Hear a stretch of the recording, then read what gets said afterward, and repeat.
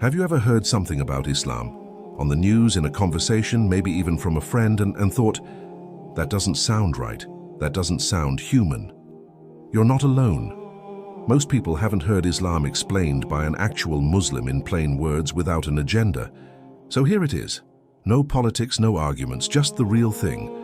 What over 1.8 billion people actually believe, and why it makes complete sense when you finally hear it properly. Give me 2 minutes. That's all I'm asking. Let's start at the very beginning. Muslims believe in one God, not a God who looks like us, not a statue, not a force you have to imagine.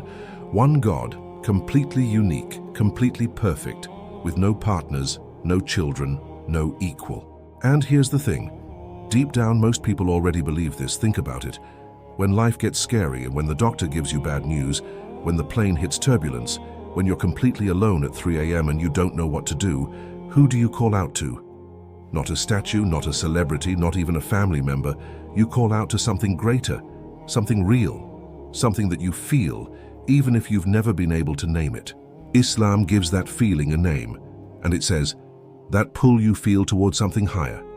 That's not random, that's your nature. You were created knowing God exists. We call that the fitrah, the factory setting of the human soul. Islam doesn't create that feeling. It just reminds you it was always there. Now here's something that genuinely surprises people. Muslims believe in all of the prophets, every single one: Adam, Noah, Abraham, Moses, David, Solomon, John the Baptist, and yes, Jesus. Muslims love Jesus. We believe he was born of a virgin. We believe he performed miracles, healing the sick, giving sight to the blind. We believe he was one of the greatest human beings who ever lived. The difference? We don't believe he was God. We believe he was a messenger of God and sent to guide his people, just like Moses before him, and just like Prophet Muhammad, peace be upon them all, and who came after. Think of it this way. If God sent messages to humanity throughout history, would he send them all at once and then go silent? Or would he send a series of guides, each one for their time and place, until he sent the final, complete message for all of humanity? That final messenger was Prophet Muhammad, peace be upon him. And no, Muslims do not worship him. We honor him, we follow him, but we worship God alone. One God, one human family. A long line of prophets all saying the same thing: live for something greater than yourself. Let's talk about something practical. Muslims pray 5 times a day. Before you think, that sounds like a lot, let me put it differently. You check your phone dozens of times a day, you eat multiple times, you breathe thousands of times without even thinking about it. 5 prayers, 5 pauses, 5 moments where you step away from the noise of the world and remember what actually matters. Morning, midday, afternoon, sunset, night.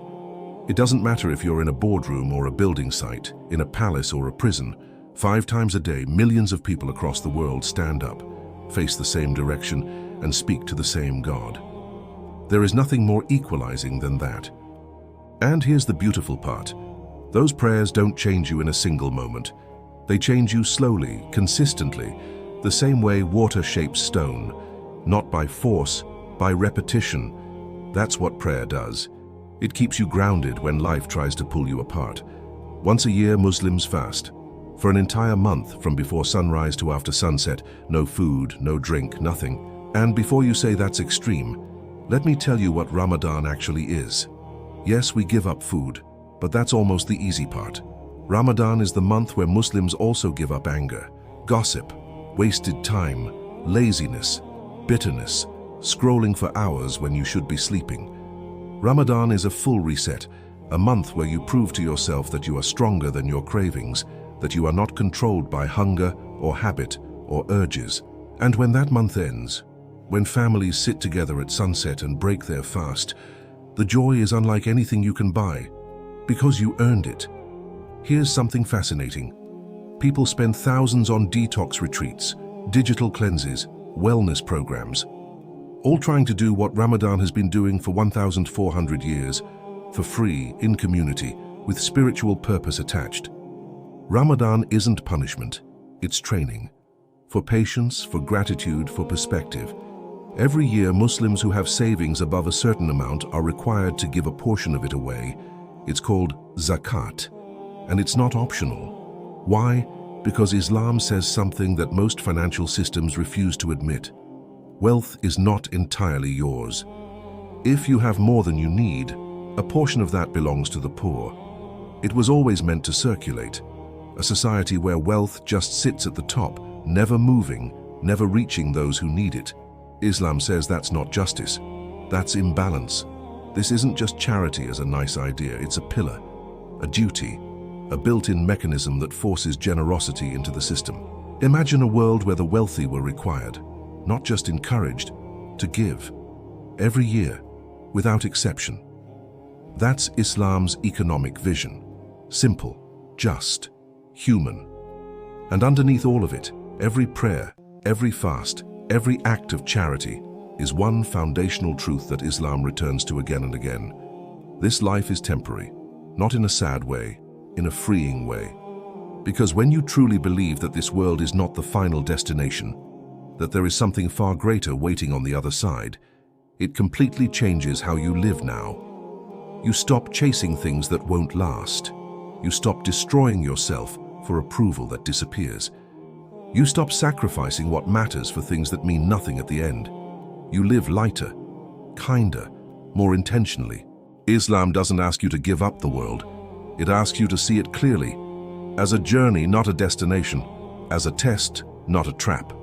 And the goal? To arrive at what comes after, with your head held high, having done something worth arriving with. That's Islam.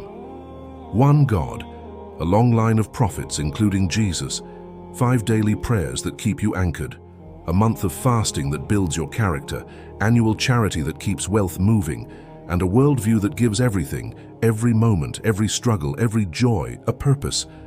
It's not a religion of extremes, it's a religion of balance. It doesn't ask you to be perfect, it asks you to keep trying, to keep turning back, to keep going. And if any of this stirred something in you, even slightly, don't ignore that feeling. That might just be your fitra waking up. May God guide every sincere heart. Ameen. Allahu Akbar, Allahu Akbar.